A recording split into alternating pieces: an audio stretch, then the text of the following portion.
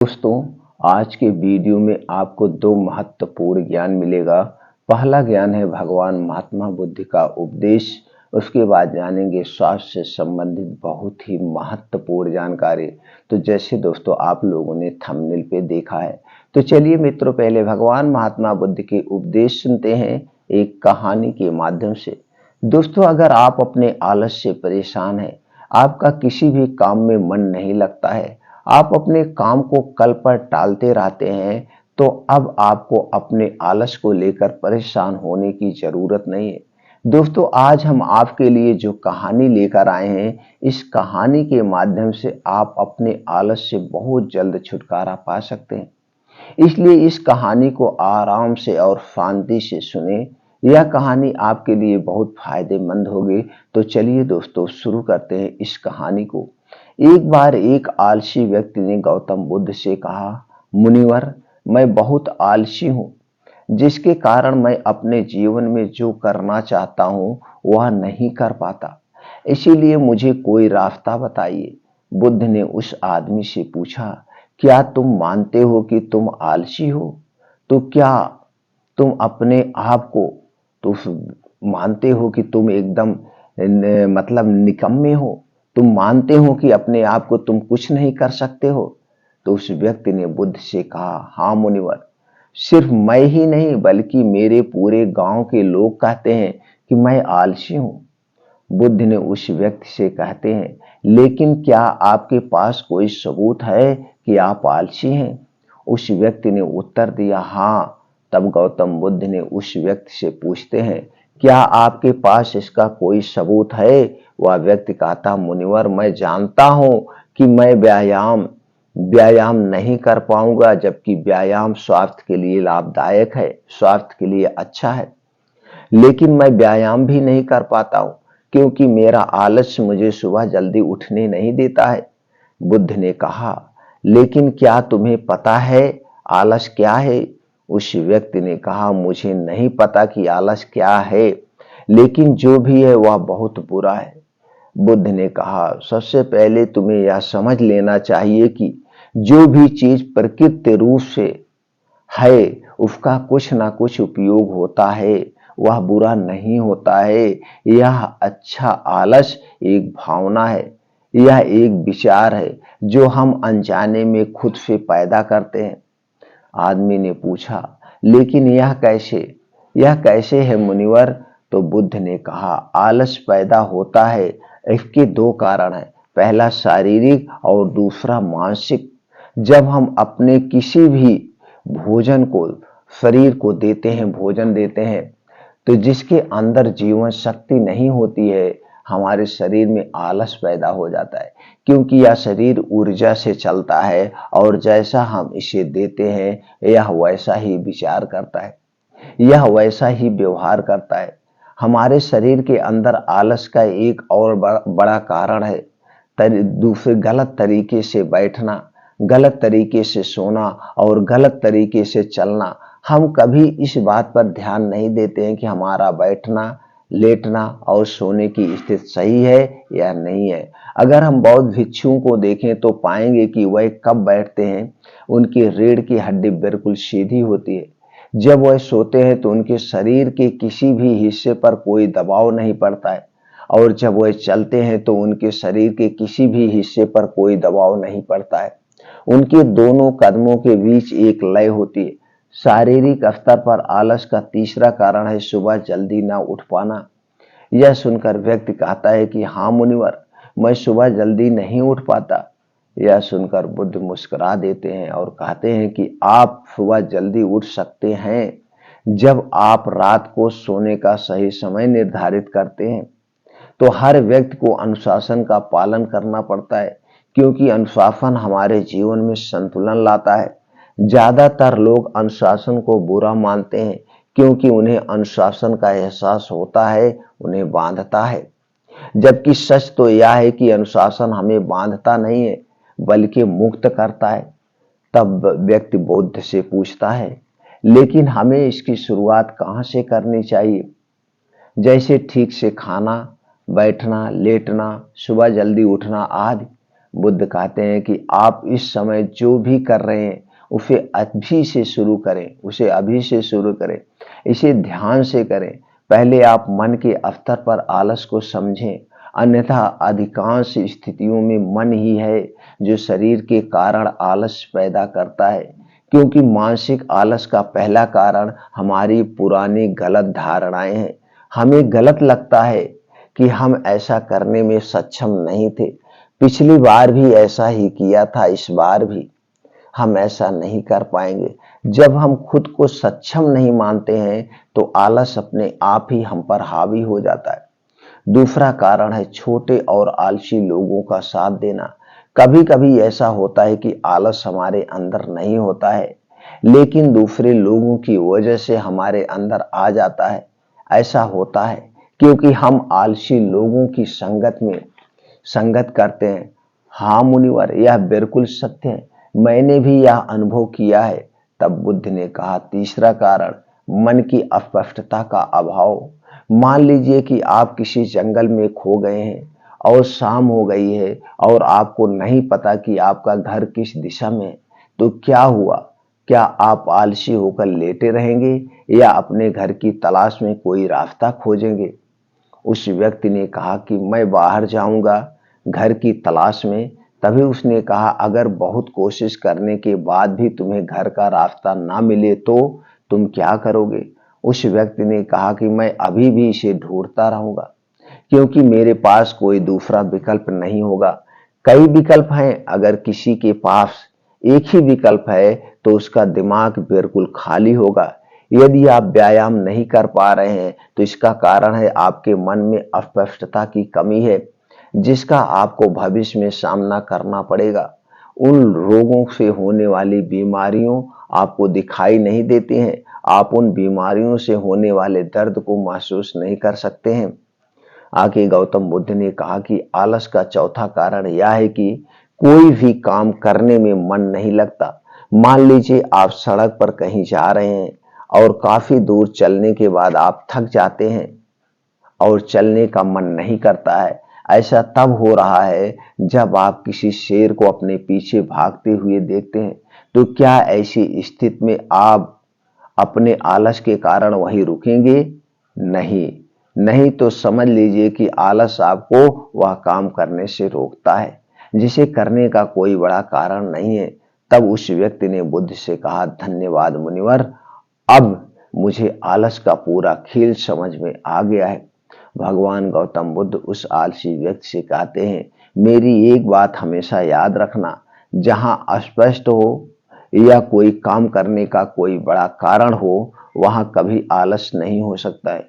दोस्तों, आलस मनुष्य का सबसे बड़ा शत्रु है, क्योंकि आलस जीवन में कभी भी प्रगति नहीं कर सकता, कभी भी प्रगति नहीं कर सकता है। चलो, आलस मनुष्य को इतना निकम्मा बना देता है कि उसे परिश्रम से घृणा हो जाती है और वह सदैव आराम की अवस्था में ही रहना चाहता है। इसके लिए मेहनत के चश्मे की जरूरत होती है, जो आलसी व्यक्ति के पास नहीं होता है। आलसी व्यक्ति को आलस दिन ब दिन अपनी चपेट में लेता जाता है, जिसके परिणाम स्वरूप वह दिन ब दिन मेहनत से भागने लगता है। मेहनत ही खत्म हो जाती है। शत्रु ने दोस्तों, वह शत्रु आलस, आदमी का शत्रु सबसे बड़ा आलस्य है। सिर्फ दोस्त हो सकता है, इसके अलावा इसे खत्म करने का कोई रास्ता नहीं है। मेहनत से दोस्ती करने के बाद वह दुश्मन अपने आप खत्म हो जाता है। मेहनत ही सफलता की कुंजी है। इस बात को लेकर एक मेहनती व्यक्ति ही समझ सकता है, क्योंकि वह कड़ी मेहनत के महत्व को अच्छी तरह से जानता है। वह जानता है कि कड़ी मेहनत ही उसकी सच्ची दोस्त है और इस दोस्त की मदद से वह अपने जीवन में हमेशा प्रगति करेगा।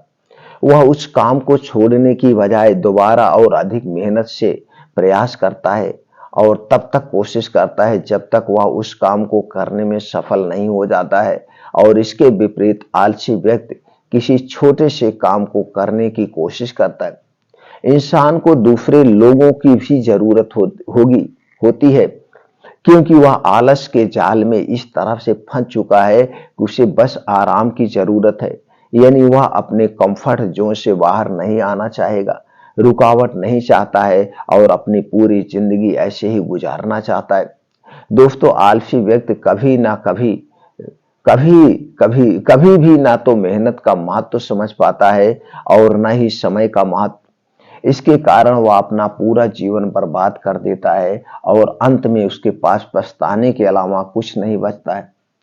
जबकि एक मेहनती व्यक्ति समय का महत्व समझ लेता है और समय का महत्व समझ लेना ही उसे आगे बढ़ाता है। दिन प्रतिदिन कड़ी मेहनत करके अपने लक्ष्य को प्राप्त करने का प्रयास कर रहा है। इसलिए आपको हमेशा मेहनत से दोस्ती और आलस से दुश्मनी रखनी चाहिए। आपको कभी भी अपने जीवन में आलस नहीं करना चाहिए अगर आपको सफल होना है। तो दोस्तों, चलिए अब जानते हैं स्वास्थ्य से संबंधित आज की जो महत्वपूर्ण जानकारी है। जैसे दोस्तों, आप लोगों ने थंबनेल पे देखा, ये 4 बातें गांठ बांध लो, जिंदगी भर शुगर नहीं होगी। जी हाँ मित्रों, जो आज हम आप लोगों से अनुभव शेयर कर रहे हैं, जो रिसर्च बेस शेयर कर रहे हैं और जो आयुर्वेद का सार, पूरे आयुर्वेद का निचोड़ शेयर करने वाले हैं, अगर आपने ये 10 मिनट का आगे का जो वीडियो ध्यान से सुन लिया और इसमें से अगर आपने दोस्तों 80% बातें अपने जीवन में उतार लिए, तो दोस्तों sugar, blood pressure, heart attack जैसी कोई भी बीमारी आपको नहीं होगी। ये हमारी गारंटी है, ये गारंटी है और इसका हमारे पास प्रत्यक्ष प्रमाण भी है, क्योंकि बहुत सारे लोग इसका पालन कर रहे हैं और आज स्वस्थ व निरोग है। तो दोस्तों, शुगर आज एक महामारी का रूप लेते चला जा रहा है और आज हम आप मानते भी हैं ये वंशानुगत होता है, कुछ नहीं वंशानुगत होता है। अगर घर में सबको शुगर है और आप चाहें कि आप शुगर से बचे रहें, तो दोस्तों आप बचे रह सकते हैं, आपको शुगर नहीं होगा, इसकी मैं गारंटी लेता हूं। लेकिन उसके लिए आपको प्राकृतिक नियमों का पालन करना होगा। कुछ ऐसी चीजें हैं उनको अपने जीवन में उतारना होगा, उस बात को गांठ मान लेना होगा और अपने आप को अपने वश में करना होगा। जिस दिन आप अपने आप को अपने वश में कर लेते हैं, उस दिन आप सभी बीमारियों से मुक्त हो जाते हैं। तो दोस्तों, चलिए यहाँ पे आज हम जानेंगे शुगर क्यों होता है और सबसे ज्यादा जरूरी यही है कि कारण को जान लीजिए, तभी निवारण आसान होता है और जब तक आप कारण नहीं समझ सकते हैं, निवारण आसान नहीं होगा। और दोस्तों, आपके किचन में कुछ ऐसी चीजें हैं, आपके घर के आसपास या आपके खेत में कुछ ऐसी चीजें होती हैं जो सर्वगुण संपन्न है, सभी बीमारियों से बचा के रखेंगे। तो दोस्तों, सबसे पहले जानेंगे हम कारण, शुगर होने का कारण क्या है। फिर कुछ हम नियम जानेंगे जिनका हम पालन करके इस बीमारी से बच सकते हैं। अगर आपने इन नियमों का पालन कर लिया और उस कारण को हटा दिया तो आप निरोगी हो गए वैसे भी। और उसके बाद कुछ आपके घर में जो चीजें हैं उसको हम एक सही तरीके से, प्रॉपर तरीके से कैसे इसे यूज किया जाता है, कैसे इसे खाया जाता है जिससे हम स्वस्थ व निरोग रहें, वो भी बताएंगे। और कुछ चीजें ऐसे आपसे शेयर करेंगे जिसे आप डेली अपने रूटीन में शामिल करके इस बीमारी से पूरी जिंदगी भर के लिए बच सकते हैं। तो दोस्तों, शुगर का सबसे बड़ा कारण है, जानने के पहले आपको अपने शरीर के बारे में जानना होगा। दोस्तों, ये हमारा शरीर 5 तत्वों से बना है।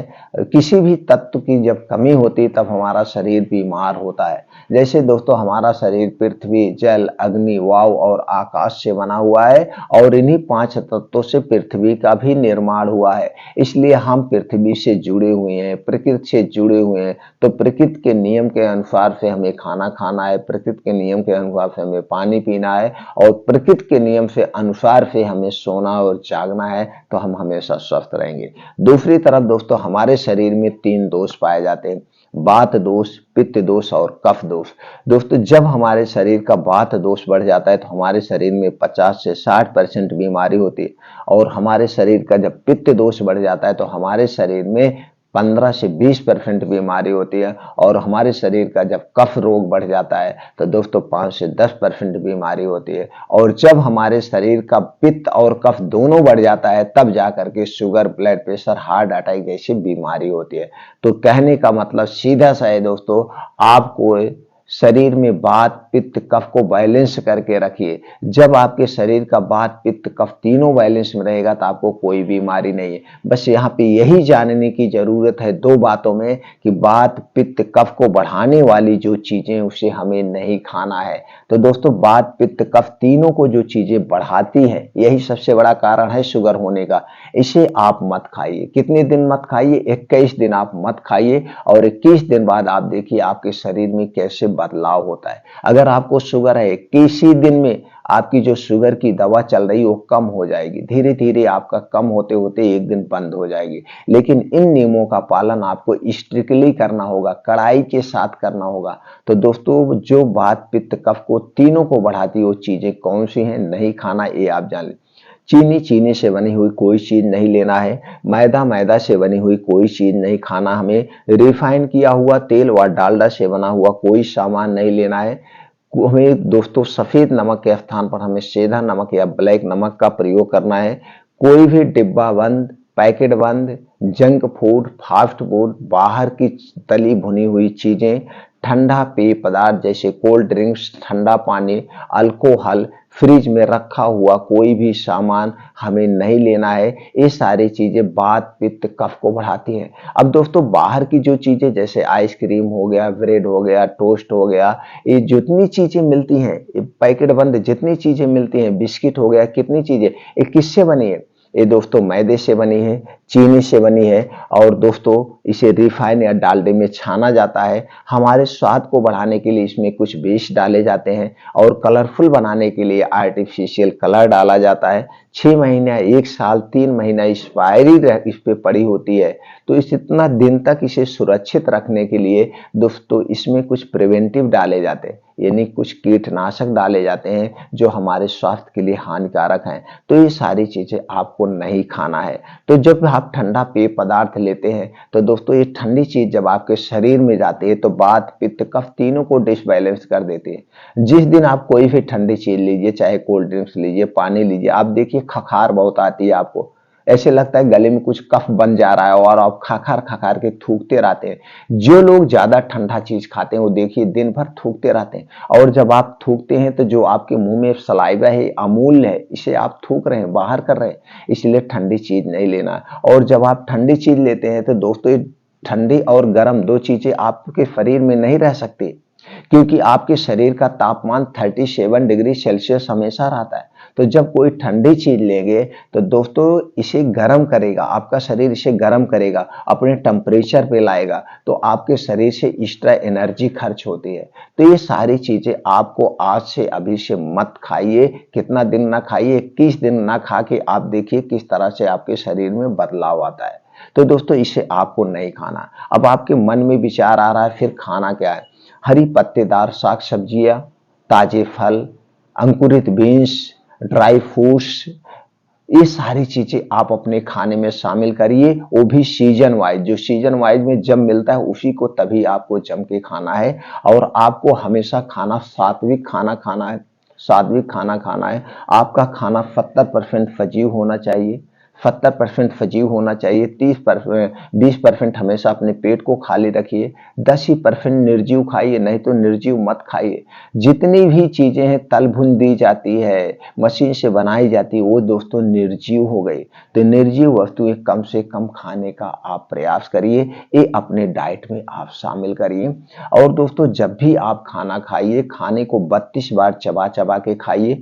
हो सकता है कि आपको खाना खाते समय पानी की जरूरत तब नहीं पड़ेगी, और खाना खाते समय हमें पानी नहीं पीना चाहिए। खाना खाने के 1 घंटे पहले पी सकते हैं और 1.5 घंटे के बाद पीजिए। खाना सूर्य डूबने के 40 मिनट पहले करना है, क्योंकि हमारा ये पाचन तंत्र, हमारा ये जठर सूर्य की धूप पर काम करता है। सूर्य डूबने के बाद हमारा ये जठर स्लो हो जाता है, पाचन तंत्र स्लो हो जाता है, तो सही से नहीं पचता है। इसलिए प्रयास करिए सूर्य डूबने के 40 मिनट पहले खाना खा लीजिए। अगर ऐसा नहीं कर पा रहे हैं तो रात का खाना आप स्किप कर दीजिए, या खाना ही है तो 7 से 8 बजे के बीच में हल्का सा खाना है आपको, हल्का खाना, जैसे एक रोटी, थोड़ी सी सब्जी, एक रोटी, थोड़ा सा साग, कोई एक चीज आप भूख मिटा दीजिए। और रात के खाने और सोने में 3 घंटे का डिफरेंट होना चाहिए। रात का खाना जब भी आप खाएं आधे घंटे खा के बैठे रहें, आधे घंटे के बाद आप 1000 कदम जरूर चलना है।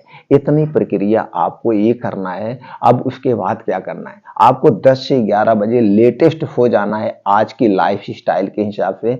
नहीं तो दोस्तों हमें चाहिए कितने बजे तक सोने का, 9 बजे तक, लेकिन ऐसा नहीं हो सकता है। तो 10 से 11 बजे सोने के बाद तुरंत आपको दोस्तों 5 बजे उठना है सुबह।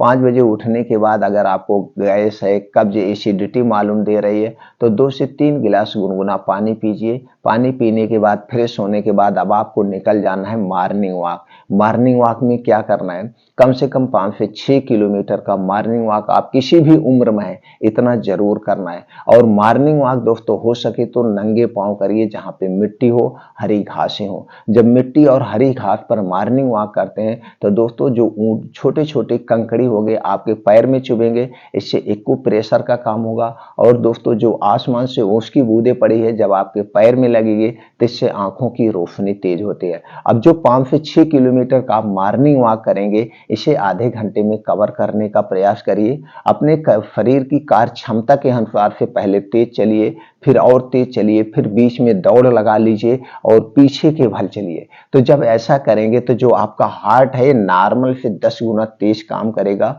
और जब हार्ट तेज पंप करता है तो दोस्तों क्या होगा, ब्लड सर्कुलेशन पूरे शरीर में तेजी से दौड़ा करेगा। और जब तेजी से दौड़ा करता है तो शरीर में गर्मी होगी और जब गर्मी होगी तो पसीने के माध्यम से जो आपके शरीर में विषैले पदार्थों बाहर हो जाएंगे।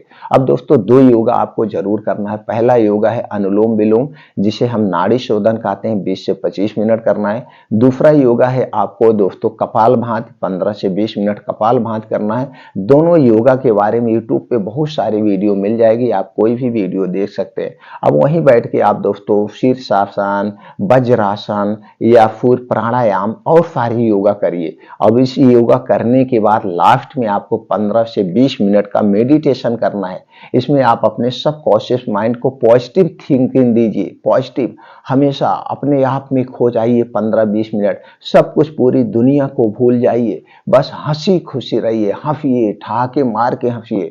तो दोस्तों इससे आपके शरीर में खुशी के हार्मोन्स रिलीज होंगे जो सारी बीमारियों को नष्ट कर देंगे। तो ये इतना योगा आपको डेली जरूर करना है। इतना आप कर रहे हैं, 2 घंटे का समय दे रहे हैं, सुबह 5 बजे से 7 बजे, ये 2 घंटे को कभी स्किप मत करना। अगर ये 2 घंटे का समय आप अपने शरीर के लिए दे रहे हैं तो दोस्तों आप पूरी जिंदगी हमेशा निरोगी बने रहेंगे। अगर इतनी प्रक्रिया आप कर ले रहे हैं तो 50% शुगर आपका अपने आप खत्म हो गया, कोई जरूरत नहीं। अब जो 50% बचा है इसे फिर 21 दिन बाद आप रिपीट करिए। ऐसे ऐसे 21-21 दिन के बाद इस सारे नियमों का आप पालन करना शुरू कर देंगे। अपने आप एक एक नियम का आपके अंदर आता जाएगा। दोस्तों जब आप कोई नियम भूल जाए तुरंत वीडियो देख लीजिए, तुरंत वीडियो सुन लीजिए, उसके बाद फिर एक्टिव हो जाइए, कभी स्किप मत करना। अब दोस्तों कुछ आपके घरेलू चीजें हैं जिन्हें हम बता रहे हैं, इसे आप खाना शुरू कर देंगे तो जो शुगर है ये भी खत्म हो जाएगी दोस्तों। तो दोस्तों पहला है आपको लेना है मेथी दाना आधा चम्मच, अलसी का बीज 1 चम्मच, कद्दू का बीज 1 चम्मच, बादाम 7 से 8 पीस, किशमिश 10 से 15 ग्राम, मूंग 25 ग्राम। ये सारी चीजें लेने के बाद इसे रात में खूब अच्छी तरह से धुलकर मिट्टी के बर्तन में भिगो दीजिए। और सुबह जब योगा मॉर्निंग वॉक करके आप आइए, इसे बैठ के चबा चबा के खा लीजिए। अब इसे खाने में एक सावधानी बरतना है, इसे खाने के 1 घंटे पहले कुछ नहीं खाना पीना है और इसे खाने के 2 घंटे बाद तक कुछ भी खाना पीना नहीं है। ये 2 घंटे के बाद याद रखिए चाय पानी कुछ भी नहीं खाना। कितना दिन तक करना है, लगातार 3 महीने। 3 महीने में आपका शुगर खत्म हो जाएगा, पहला उपाय। अब दोस्तों आपको एक सलाद हम शेयर करेंगे जो सलाद सर्वगुण संपन्न है। इस सलाद को आपको खाना है दोस्तों। उसके पहले जान लीजिए सलाद खाने के नियम। दोस्तों हमें सलाद खाना के साथ नहीं खाना चाहिए, खाने के स्थान पर खाना चाहिए, बल्कि जिस समय आप सलाद खा रहे हैं उस समय खाना मत खाइए। सलाद हमारा जितना वेट है, वेट का 5% खाना चाहिए। जैसे आपका वेट 50 किलो है तो आपको 250 ग्राम सलाद लेना है। आपका वेट अगर 60 किलो है तो आपको 300 ग्राम सलाद लेना है। सलाद खाने के 1 घंटे पहले कुछ नहीं खाना पीना है और सलाद खाने के 3 घंटे बाद तक कुछ भी खाना पीना नहीं है। और दोस्तों, सलाद को हमें सूर्य डूबने के पहले खाना चाहिए, सूर्य डूबने के बाद नहीं खाना चाहिए, क्योंकि ये कच्चा होता है, हाई प्रोटीन होता है, हाई फाइबर होता है। तो रात में अगर आप खाते हैं तो आपका पाचन तंत्र स्लो हो जाता है, तो दोस्तों वे सही ढंग से पचेगा नहीं, तो गैस एसिडिटी बनाएगा। इसलिए सलाद को हमें दिन में खाना चाहिए, चाहे जब दोपहर में, तिजहरे, चाहे जब आप खाना चाहें खा सकते हैं सूर्य डूबने के पहले। अब सलाद में क्या क्या चीज होगा ये जान लेते हैं। गाजर होगी 100 ग्राम दोस्तों, चुकंदर 50 ग्राम, अदरक 3 से 4 इंच का एक टुकड़ा, प्याज 50 ग्राम, टमाटर 50 ग्राम, लहसुन 3 से 4 कली लेना है, भुना हुआ जीरा का पाउडर आधा चम्मच, पुदीना की पत्ती 8 से 10 लेना है, धनिया की हरी पत्ती 2 चम्मच काट के ले लीजिए, काला नमक स्वाद के अनुसार लेना है। आप चाहें तो दोस्तों इसमें काले मिर्च का पाउडर 1 या 2 चुटकी इसमें डाल सकते हैं। ये सारी चीजें आप अपने शरीर के वेट के हिसाब से उतनी मात्रा में सलाद ले लीजिए। अब इसे आपको खाना है। अगर ऐसे खा पा रहे हैं तो ठीक है, अगर ऐसे नहीं खा पा रहे हैं तो दोस्तों इसे जूस निकाल लीजिएगा और इस जूस को आपको एक बार पीना है। बस पीने पे वही सावधानी है, इसके पीने के 1 घंटे पहले कुछ नहीं खाना पीना है और इसे पीने के 2 घंटे बाद तक कुछ नहीं खाना पीना है। ये प्रक्रिया हो गई, रोज करना है। इसे आप रोज कर सकते हैं, कोई नहीं, पूरी लाइफ टाइम आप कर सकते हैं। अब दूसरा है दोस्तों, रात में सोते समय आपको एक प्रक्रिया करना है। क्या है? रात में सोते समय आपको लेना है दूध, 1 गिलास। दूध आपके घर का होगा, अगर देसी गाय का दूध मिल गया तो अमृत के समान है, लेकिन पैकेट का दूध नहीं लेना है। दूध को उबाल लीजिए। अब इसी दूध, गर्म दूध के साथ आपको लेना है त्रिफला चूर्ण। दूध मिल गया तो अति उत्तम है, नहीं दूध है तो दोस्तों 1 गिलास गुनगुना पानी आप ले सकते हैं या आधा गिलास, जितने में आप खा सकें। रात में क्या लेना है आपको? त्रिफला चूर्ण। अब 1 चम्मच त्रिफला चूर्ण लेना है और 1 गिलास दूध के साथ इसे रात में खाना खाने के 1 घंटे के बाद लेना है और इसे खाने के 1 घंटे के बाद सोना है, तुरंत नहीं सोना है। और इसे खाने के बाद आपको पानी वानी नहीं पीना है। तो दोस्तों सुबह जब आप उठेंगे तो आप देखेंगे आपका पेट साफ होगा और ये दूध और त्रिफला चूर्ण जो है आपके शरीर में जो वात, पित्त, कफ पाया जाता है, ये तीनों को बैलेंस रखता है, तीनों को बढ़ने नहीं देता है। अब इसे कितना दिन तक लेना है? अगर आपको शुगर है तो लगातार 3 महीने लीजिए, उसके बाद ये सारी चीजें आप बंद कर देंगे। 3 महीने में आपका शुगर कंट्रोल हो जाएगा। लेकिन परहेज आपको हमेशा करना पड़ेगा। परहेज में क्या है? डेली रूटीन में आप योगा करिए, प्राणायाम, मेडिटेशन करिए। जो चीजें हमने बताया उसे हमें कभी नहीं खाना चाहिए, वो हमारे स्वास्थ्य के लिए पॉइजन है, पॉइजन का काम है। तो दोस्तों ये त्रिफला चूर्ण और दूध आपके वात, पित्त, कफ को भी बैलेंस करेगा। पेट में गैस, कब्ज, एसिडिटी जो बनती है वो भी दूर हो जाएगा। बता दिया हमें कितना दिन तक लेना है। तो दोस्तों इस तरह से आप अपने घर पे रह के अपने शरीर को स्वस्थ व निरोग बना सकते हैं। ये डायबिटीज, ये जो शुगर है, कोई बीमारी नहीं है, सिर्फ और सिर्फ हमारे लाइफ स्टाइल की वजह होती है। और आज जो हम पूरा चिंता में डूबे हुए हैं, तो दोस्तों ये चिंता सबसे बड़ी बीमारी का घर है। तो चिंता को बाय बाय करिए, हमेशा हंसी में रहिए, हमेशा हंसते रहिए, खेलते रहिए, खुश रहिए। दोस्तों जितने आप खुश रहेंगे तो आपके शरीर में उतने अच्छे डोपामाइन रिलीज होगा, खुशी के डोपामाइन, जिससे आपकी सारी बीमारियां खुद ब खुद आपका शरीर इसे ठीक कर लेगा। इसलिए दोस्तों हमेशा हंसते रहिए, खेलते रहिए, खुश रहिए, आप हमेशा स्वस्थ व निरोग रहिए। फिर मिलते हैं अगले वीडियो में नई जानकारी के साथ।